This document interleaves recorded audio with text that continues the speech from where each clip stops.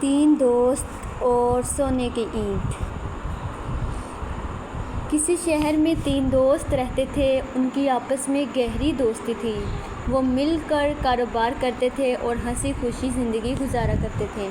بدقسمتی سے ان کا کاروبار تباہ ہو گیا۔ وہ تنگ دستی کی زندگی گزارنے پر مجبور ہو گئے۔ انہوں نے سوچا کہ ہمیں کسی دوسرے شہر میں جا کر قسمت آزمانا چاہیے۔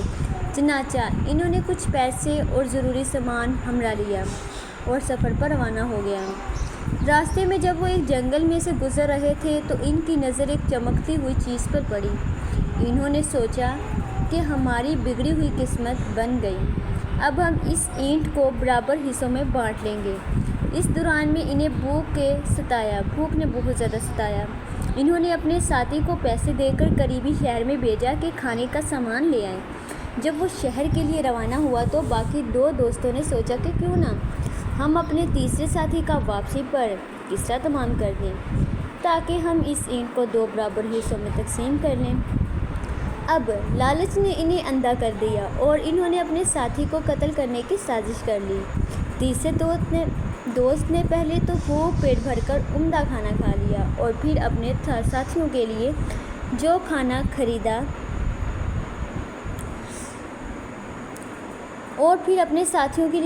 خریدا اس میں زہر ملا دیا تاکہ یہ کھانا کھا کر دونوں ساتھی مر جائیں اور اکیلا اینٹ کا مالک بن جائے۔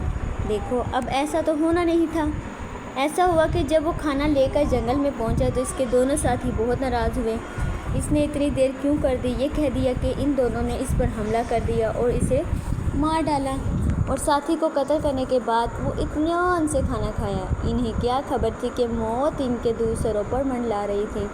چنانچہ وہ زہریلا کھانا کھاتے ہی وہیں ڈھیر ہو گئے اور سونے اینٹ وہیں کی دھری رہ گئی۔ اسی طرح کہتے ہیں کہ لالچ بہت بری بلا ہے۔ ہمیں لالچی پن سے بچنا چاہیے۔ اب ان تینوں دوستوں کا انجام کیا ہوا کہ اس تینوں کو تو سزا مل گئی۔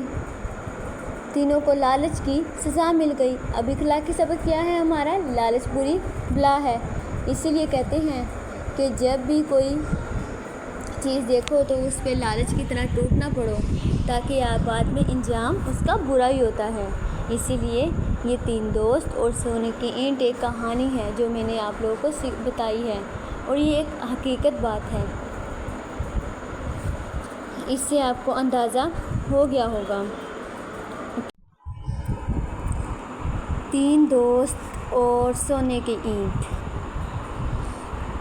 کسی شہر میں تین دوست رہتے تھے۔ ان کی آپس میں گہری دوستی تھی۔ وہ مل کر کاروبار